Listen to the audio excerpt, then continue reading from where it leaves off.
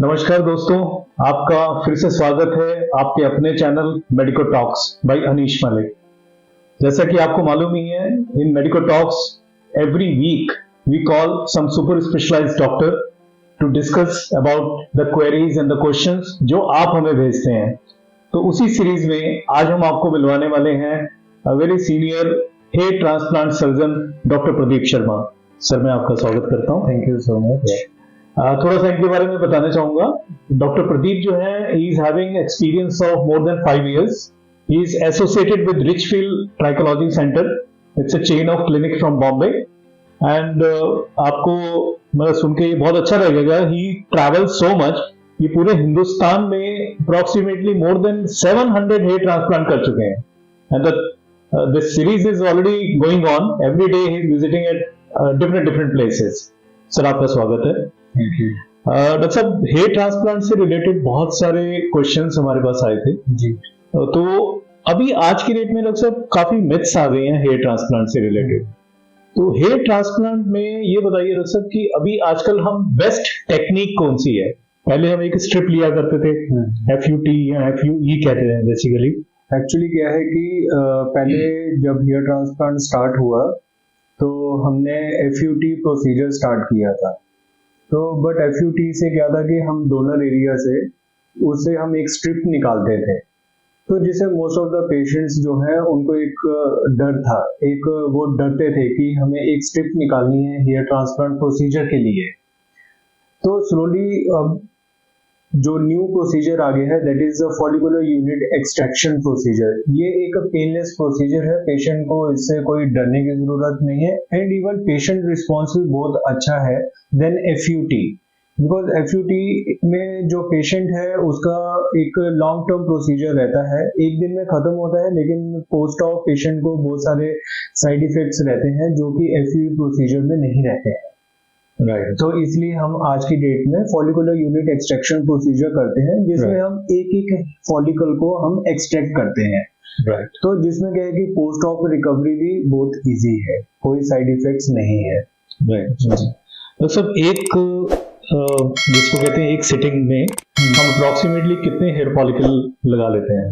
Actually क्या है कि ये जो प्रोसीजर है ये लोकल एनेस्थीसिया के अंदर में होता है, जिसके अंदर में बहुत सारा लोकल एनेस्थीसिया यूज होता है। अगर हम एक दिन में अराउंड 4000 ग्राफ्ट्स, जो ग्राफ्ट का मतलब ये है कि एक ग्राफ्ट के अंदर में 2 hairs, 3 hairs, 4 hairs रहते हैं, जिसको हम मेडिकल टर्मिनोलॉजी में फॉलिकल्स बोलते हैं with in 1 graft.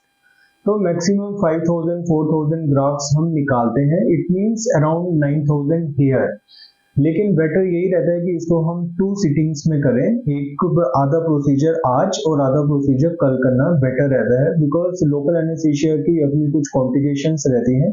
Just to avoid those complication it is better to always go for 2 sitting procedures in alternate days और like simultaneously in 2 days। Right sir. अच्छा, post operatively क्या क्या ऐसी चीजें हैं जो पेशेंट को ध्यान रखनी चाहिए? Actually most of the time जो patient after hair transplant procedure पूछते हैं कि हमें स्वेलिंग तो नहीं आएगा। स्वेलिंग नॉर्मल है, जो बॉडी रिस्पॉन्स है वो आता ही है। वो आपका again it depends from patient to patient. किसी पेशेंट का रिस्पॉन्स लाइक फॉर 6 days रहता है, किसी का 10 days रहता है, उसमें अपर आई लिड्स पे स्वेलिंग आती है।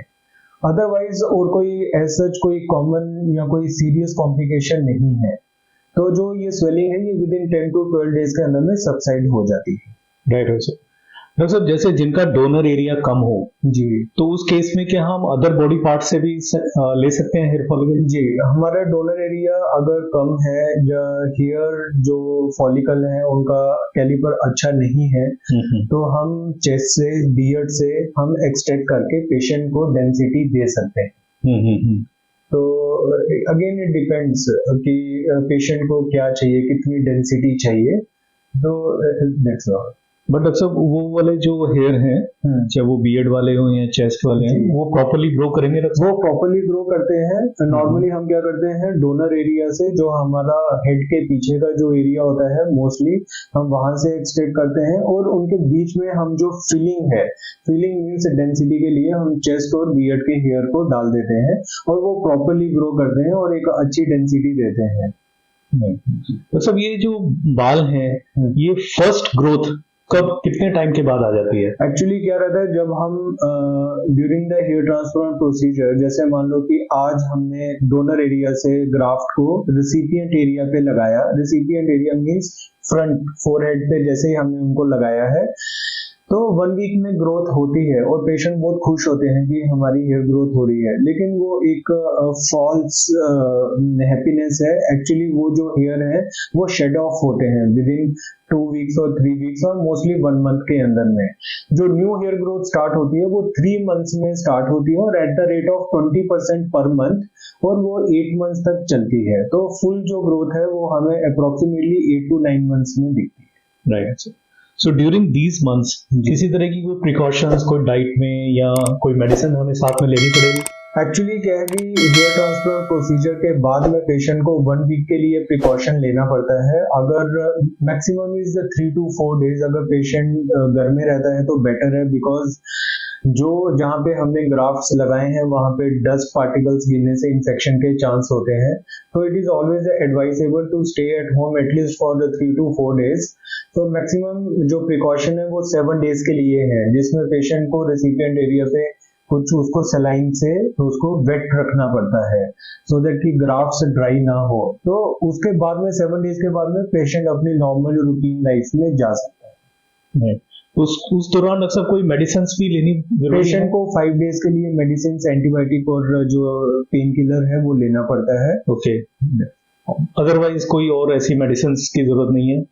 फॉर हेयर ग्रोथ के लिए हम लोग जब तक प्रॉपर हेयर नहीं ग्रोथ होती है तो हम रिच फील्ड्स की कुछ मेडिसिन आती हैं, जैसे एनाग्रो आता है, DHT आता है। ठीक है। ये मिनरल्स और विटामिन्स हैं जो हमारे हेयर ग्रोथ को एक सप्लीमेंट की तरह सपोर्ट करते हैं। इट्स लाइक अ सपोर्टरी डाइट जो हेल्प करता है हेयर ग्रोथ के लिए। और क्या है कि मिनी हमारा बॉल्डनेस क्यों हुआ था, that is because of your hormones, जिसमें DHT भी रहता है, दैट इज डाइहाइड्रोटेस्टोस्टेरोन को ब्लॉक करता है। तो जैसे ही हमारा 7 to 8 मंथ्स के अंदर में हेयर ग्रोथ हो जाती है तो ये जो मेडिसिन है ये हम means like on end of continue करते हैं और फिर उसके बाद में कंप्लीटली स्टॉप करते हैं। और PRP करवाना पड़ता है, दैट इज ऑल्सो अगेन एक सपोर्टिव थेरेपी है। राइट। थोड़ा सा PRP कितने ड्यूरेशन के बाद रिकमेंड करेंगे आप? Again actually it's depend from centre to centre. तो ये mostly what I do in my practice, after 20 to 25 days I do PRP। And for how many sittings you feel के post op हमें ये करानी चाहिए? Actually जो हमारा follicle को सरवाइव करना रहता है वो तो विद इन लाइक 3 डेज में सरवाइव करता है, लेकिन सपोर्टिव थेरेपी के लिए हम 5 सेशंस ऑफ PRP देते हैं with a gap of 20 to 25 days. Right. Doctor साहब, किसी भी तरह का पोस्ट ऑपरेटिवली या ट्रांसप्लांट कोई साइड इफेक्ट, क्योंकि पेशेंट बहुत डरता है कि ये हमारे सिर पे पता नहीं कुछ लगा रहे हैं। एक्चुअली क्या है कि जो पेशेंट को मेन डर रहता है कि ड्यूरिंग द ट्रांसप्लांट प्रोसीजर हमें पेन होगा कि नहीं होगा।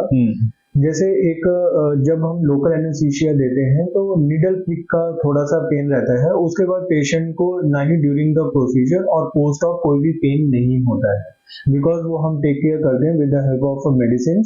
जस्ट वो नीडल प्रिक जो रहता है उसका तो हल्का सा जो पेन रहता है, otherwise there is no pain in this procedure. It's completely a painless procedure. और जो नीडल प्रिक भी रहता है वो भी हम, जैसे बहुत सारी थ्योरीज हैं, पेन कंट्रोल थ्योरीज वगैरह, वो हम कंट्रोल करते हैं डिफरेंट टेक्निक से, तो पेशेंट को बिल्कुल पता नहीं लगता है। डॉक्टर साहब, इसमें कोई एज फैक्टर भी है कि हम किस एज में इसको, इस एज से पहले नहीं करा सकते और इस एज के बाद नहीं करा सकते, कुछ ऐसा है? नहीं, ऐसा क्या है कि जैसे नॉर्मली हम यंग एज में आफ्टर 24 इयर्स पेशेंट को कंसीडर करते हैं। क्योंकि मोस्टली बॉल्डनेस स्टार्ट होती है 18 इयर्स और वो एक मतलब दैट इज जस्ट स्टार्टिंग, ठीक है। और पेशेंट की जो एज है वो भी ग्रो कर रहे होते हैं, so once the growth also stops by 24 years, तो तब हम पेशेंट्स को कंसीडर करते हैं यंग एज में। अदरवाइज एल्डरली में there is no age bar, no age limit. Right, good. तो सब जिनका स्टेज 7 होती है, स्टेज 7 मतलब पूरा पीछे तक बॉल्डनेस है और उनका डोनर एरिया भी बहुत कम होता है, तो उस केस में क्या करते हैं सर? क्योंकि बहुत सारे पेशेंट्स आते हैं जो बोलते हैं कि हमें ना बिल्कुल हेवी डेंसिटी चाहिए, और जो स्टेज 7 जैसे आपने क्वेश्चन पूछा है, उन पेशेंट्स में पूरा कवरेज देना पॉसिबल नहीं रहता है। तो उनमें हम क्या करते हैं, फ्रंट में एक हेयर लाइन दे देते हैं। वो हेयर लाइन हम इसलिए देते हैं कि उसके ऊपर में पैच लगा सके और किसी को एक नेचुरल लुक देने के लिए, बिकॉज फ्रंट में पेशेंट की नेचुरल हेयर ग्रोथ होती है और पीछे में पैच लगा रहता है, तो it's very difficult to find out whether it is like patch और पेशेंट्स नेचुरल हेयर। तो इट इज बेटर रहता है कि हम उसमें हेयर लाइन देके तो पैच लगा सकते। ओके दोस्तों, ये जो बेसिकली इसको हैज ए हेरिडिटरी भी बोला जाता है जी, कि मतलब पेरेंट्स को अगर कोई इशू है बॉल्डनेस का तो ये बच्चों में अपने आप आ जाता है। बिकॉज तो क्या उस केस में हम प्रिवेंटिव कर सकते हैं या नहीं? हम इसको रोक नहीं सकते हैं, बिकॉज इट इज जेनेटिक, जिसको हम एंड्रोजेनिक एलोपेशिया बोलते हैं। इसको हम प्रोलॉन्ग कर सकते हैं with the help of medicine and PRP, लेकिन हम इसको अवॉइड नहीं कर सकते। ओके तो अगर फॉर एग्जांपल किसी को बाय 30 इयर्स बॉल्ड होना है, तो अगर वो अर्ली स्टेज पे डॉक्टर्स के पास में आता है तो हम उसको मैक्सिमम अप टू 40 इयर्स तक हम 10 से 15 साल आप एक्सटेंड कर सकते हैं। लेकिन most of the time patients ऐसा करते नहीं। जैसे डॉक्टर साहब आज किसी का ट्रांसप्लांट हुआ तो वो अपने काम पे कब जा सकता है? वो आफ्टर 3 डेज वो अपने काम पे नॉर्मल जा सकता है। रिकमेंडेड ये रहता है कि अगर वो 7 डेज तक रेस्ट कर सकता है 1 वीक के लिए तो वो बेटर है, otherwise he can go to his job after 3 days of hair transplant procedure. Okay, क्या डॉक्टर साहब वो कैप लगा सकता है पोस्ट ऑपरेटिव? यस, वो कैप फॉर 7 डेज उसको सर्जिकल कैप लगानी पड़ती है, एंड आफ्टर 7 डेज वो नॉर्मल रूटीन में जो भी उनको कैप लगाना है वो लगा सकते हैं। डॉक्टर साहब कैप लगाना जरूरी है या बिना कैप के ज्यादा बेटर रहेगा? नहीं, कैप लगाना जरूरी है, बिकॉज 7 डेज तक जो हमारा हीलिंग मैकेनिज्म जो होता है, जहाँ पे हमने ग्राफ्ट्स लगाए होते हैं वहाँ पे हमने स्किन को थोड़ा स्प्लिट किया रहता है, जहाँ पे चांसेस ऑफ इंफेक्शन हाई होता है बिकॉज ऑफ डस्ट पार्टिकल्स। अगर पेशेंट बाहर जाता है इसलिए हम पेशेंट को अवॉइड करते हैं कि बाहर नहीं जाना चाहिए। लेकिन 3 डेज के बाद में patient can go to his like work, लेकिन उसमें ये है कि उनको थोड़ा प्रिकॉशन लेना। राइट। तो डॉक्टर साहब जो लोग 2 व्हीलर चलाते हैं बेसिकली जी, हेलमेट लगाते हैं वो, तो उस केस में क्या वो हेलमेट मतलब विद इन वीक लगा सकते हैं? वो after 1 week of hair transplant procedure, तो जब वो कंप्लीट हेड वॉश हो जाता है वो नॉर्मल अपना हेलमेट भी लगा सकते हैं। ओके जी, राइट। अभी डॉक्टर साहब कुछ लेटेस्ट सुना गया था in some other country, I don't know whether this is right और रॉन्ग, कुछ रोबोटिक्स मेथड शुरू हुआ है हेयर ट्रांसप्लांट में। Yes, it's true. एक्चुअली ये जो प्रोसेस है ये टर्की में स्टार्ट हुआ है अभी इसकी कॉन्फ्रेंसेस डिफरेंट कंट्रीज में हो रही है। तो even I am attending the conference which is in next month in Dubai, so robotic hair transplant. तो अभी ये इतना प्रॉपर यूज में नहीं है, but still the research is going on and few countries में अभी कुछ सेंटर्स पे स्टार्ट हुआ है। ओके, तो उसके रिजल्ट्स का अभी कंफर्मेशन नहीं, अभी नहीं। Okay, good. और इंडिया में कोई अभी कर रहा है ऐसा? नहीं, अभी नहीं करेंगे, अभी नहीं। ठीक है सर। सो देखा आपने, I think most of the questions जो थे आपके ऑलरेडी हम कवर कर चुके हैं। स्टिल आपकी कुछ और फर्दर क्वेरी है तो please do write us on the comments, हम डॉक्टर साहब से रिक्वेस्ट करके उनके आंसर्स लेंगे। So once again thank you very much, आप इसी तरह से अपना प्यार देते रहिए and thank you very much doctor साहब, आपने स्पेशल आए और इतना टाइम दिया। Thanks a lot, thank you very, thank you.